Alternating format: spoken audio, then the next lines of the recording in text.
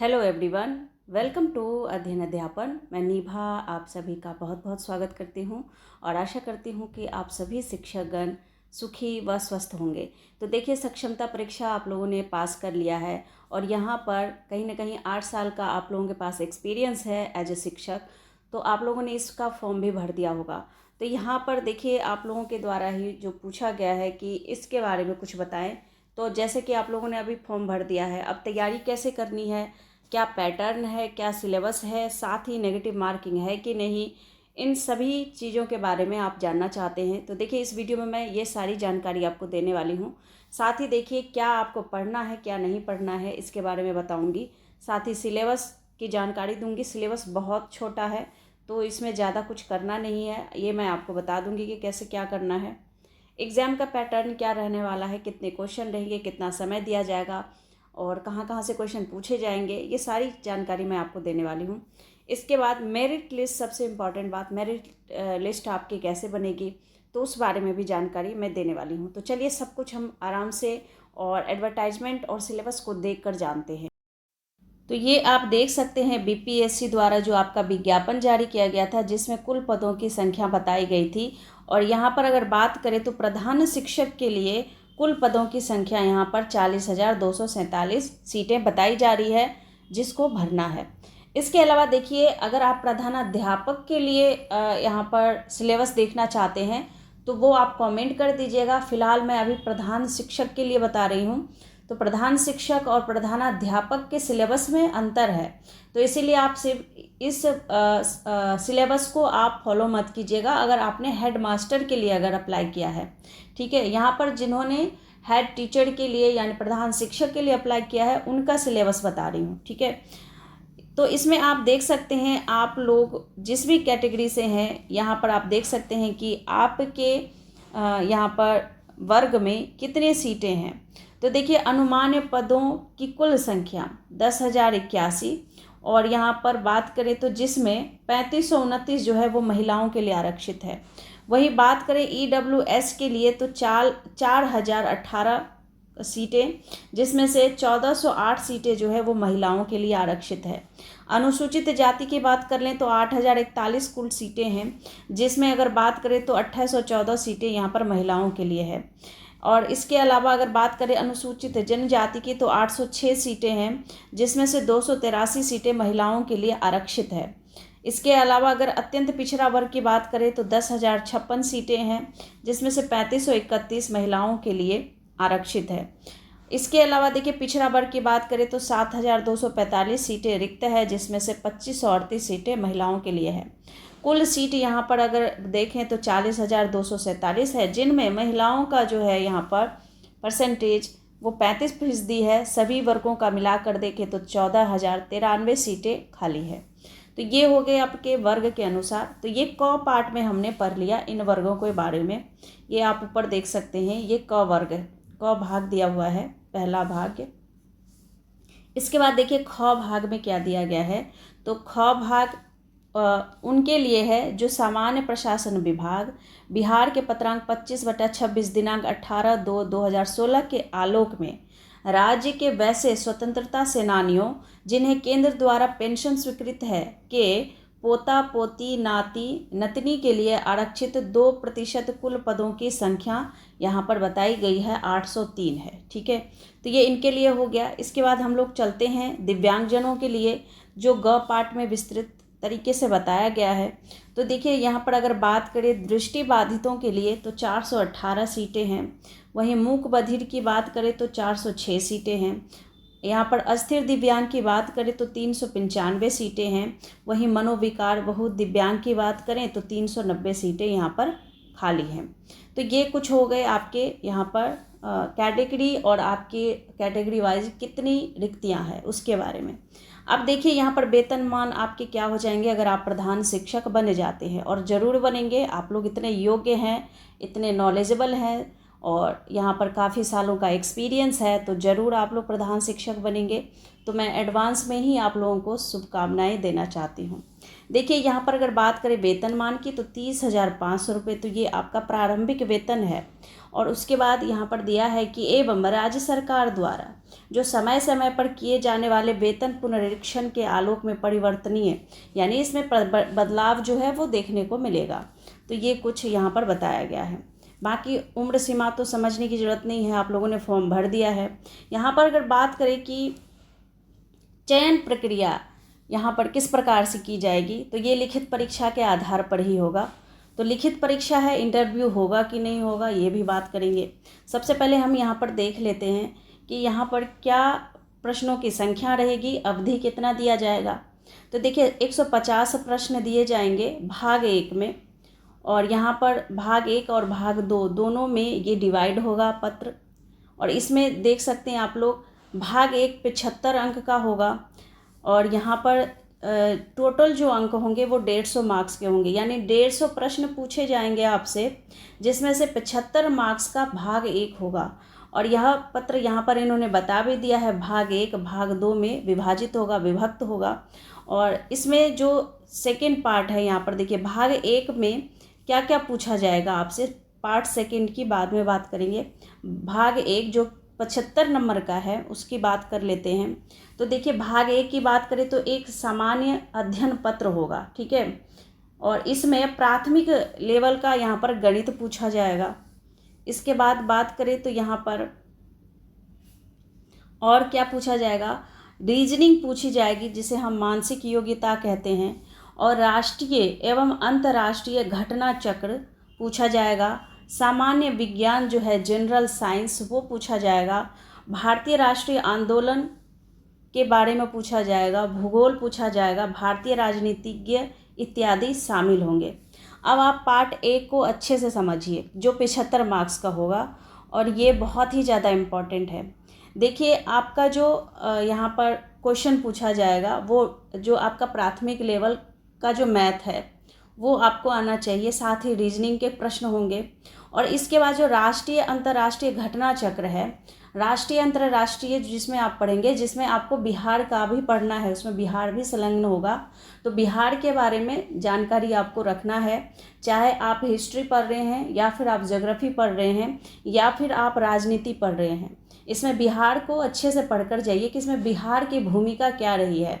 तो इन सब को पढ़ने के साथ साथ बिहार की जो भूमिका है उसको बिल्कुल ध्यान में रखते हुए पढ़ना है, क्योंकि अधिकतर प्रश्न आपके क्या होंगे, यहाँ पर बिहार से पूछे जाएंगे। अंतर्राष्ट्रीय राष्ट्रीय तो होगा ही होगा, उसी में आपका बिहार से भी बहुत सारे प्रश्न पूछे जाएंगे। तो बिहार से हैं, बिहार में एग्जाम हो रहा है, तो बिहार से संबंधित प्रश्न अधिक होंगे। तो ये हो गया आपका क्या, पार्ट 1। उसके बाद हम लोग चलते हैं पार्ट 2 में। पार्ट 2 क्या है, DLED। आपने प्रधान शिक्षक के लिए यहाँ पर अप्लाई किया है, तो DLED क्या होगा, तो DLED से आएंगे आपके 75 मार्क्स। 75 मार्क्स आपके पार्ट 1 का हो गया, और पार्ट 2 में भी हो गया क्या, 75 मार्क्स। तो दोनों मिला के 150 मार्क्स हो गए।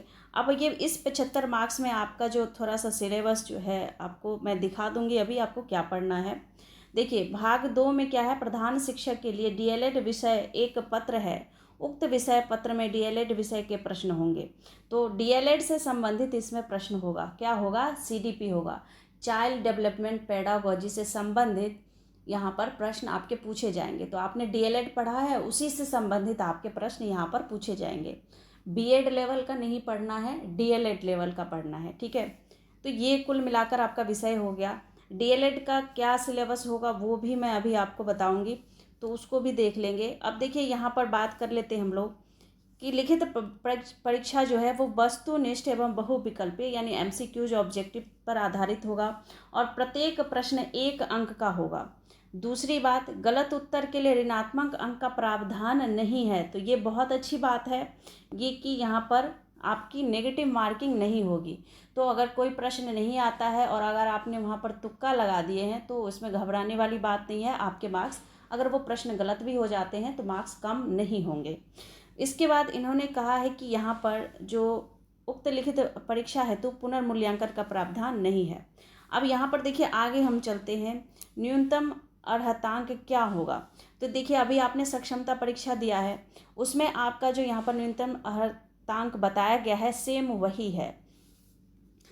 आप यहाँ पर देख सकते हैं, देखिए सामान्य वर्ग के लिए 40% अंक लाना अनिवार्य है, वहीं पिछड़ा वर्ग के उम्मीदवारों के लिए 36.5%, अत्यंत पिछड़ा वर्ग उम्मीदवारों के लिए 34%, वहीं अगर बात करें अनुसूचित जाति, अनुसूचित जनजाति, महिलाओं तथा निःशक्त यानी दिव्यांगजनों के उम्मीदवारों के लिए 32% अंक जो है वो न्यूनतम अर्हतांक प्राप्त करना क्या है, अनिवार्य नहीं है, अनिवार्य है। और यहाँ पर अगर बात करें तो हम लोग आपका जो वही प्राप्तांक है आपका, यहाँ पर अगर बात करें तो मैं नंबर में अगर बता दूँ तो जनरल कैटेगरी से अगर आप हैं, यहाँ पर अगर आप जनरल कैटेगरी से हैं तो 60 नंबर लाना है। यहाँ पर मैं पुरुष वर्ग की बात कर रही हूँ।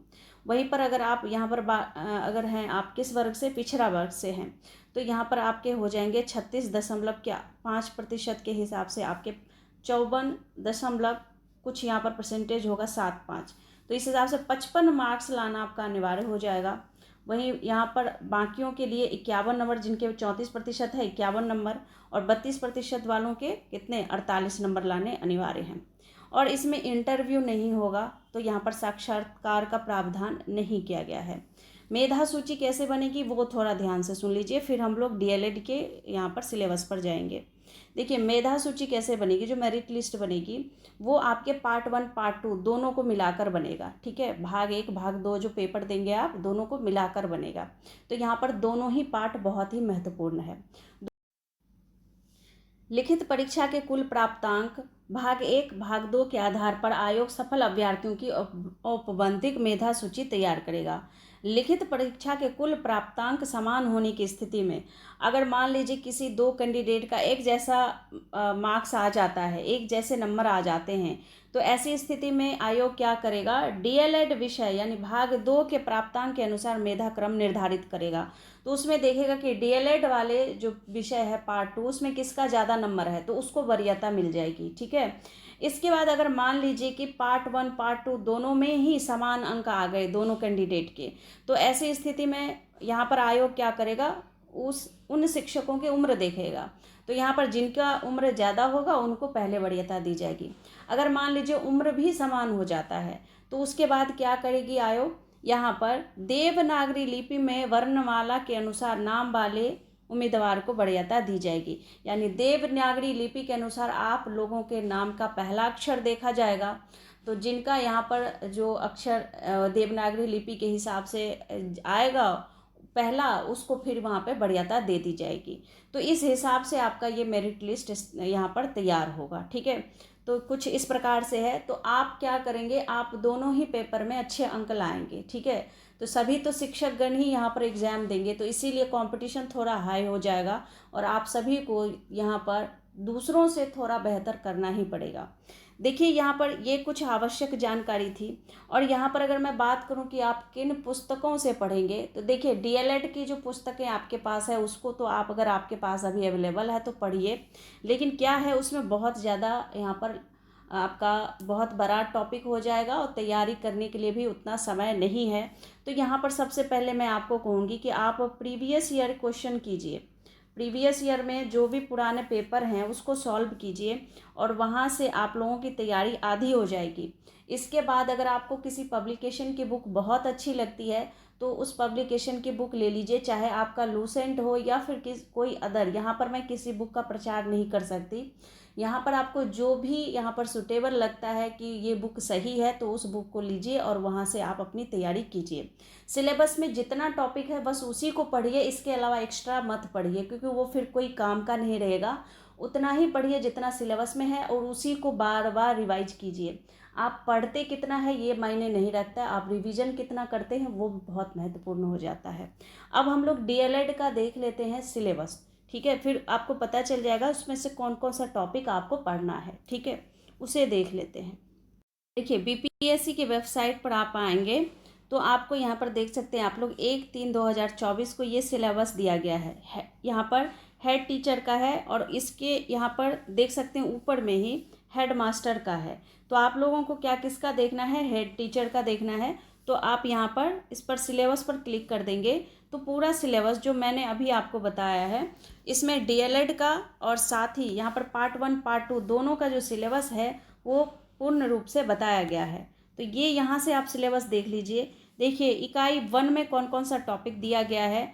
तो बच्चे तथा बचपन, बाल अधिकारों का संदर्भ, शिक्षा, विद्यालय और समाज, विद्यालय में सामाजिकरण की प्रक्रिया, शिक्षा, शिक्षा को समझने के विभिन्न आधार, दृष्टिकोण, शिक्षा का साहित्य। इस प्रकार से इकाई 1, इकाई 2 आप देख सकते हैं।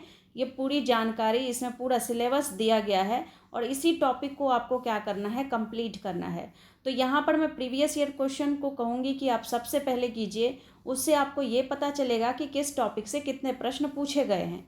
तो इस हिसाब से आपकी तैयारी थोड़ी आसान हो जाएगी, थोड़ा हेल्प मिल जाएगा और तैयारी भी आधे से अधिक हो जाएगी। यानी जब आप प्रीवियस ईयर क्वेश्चन करते हैं तो बहुत ज़्यादा तैयारी यहाँ पर हो जाती है। उसके बाद आप धीरे धीरे फिर आप अपना सिलेबस का टॉपिक देखते रहिए और इस हिसाब से आप इसको कंप्लीट करते रहिए। ठीक है, तो ये आपका हो गया हेड टीचर का पूरा। ये जनरल स्टडी का दिया हुआ है कि आपको क्या क्या आएगा, वो जो मैंने अभी बताया आपको वही सारी चीज़ें हैं। जनरल साइंस है, करेंट इवेंट्स ऑफ नेशनल और इंटरनेशनल इम्पोर्टेंस है, Indian national movement and the part played by the Bihar in it. तो यहाँ पर इंडियन नेशनल मूवमेंट में बिहार ने क्या भूमिका अदा की थी, वो बिहार के बारे में आपको पढ़ना है। अगर आप ज्योग्राफी पढ़ रहे हैं तो उसमें भी आपको पढ़ना है क्या, बिहार ने क्या बिहार की ज्योग्राफी कैसी है, इसमें आपको बिहार के बारे में भी पढ़ना है। इंडियन पॉलिटी जब पढ़ेंगे तो बिहार की पॉलिटी भी आपको पढ़ना होगा।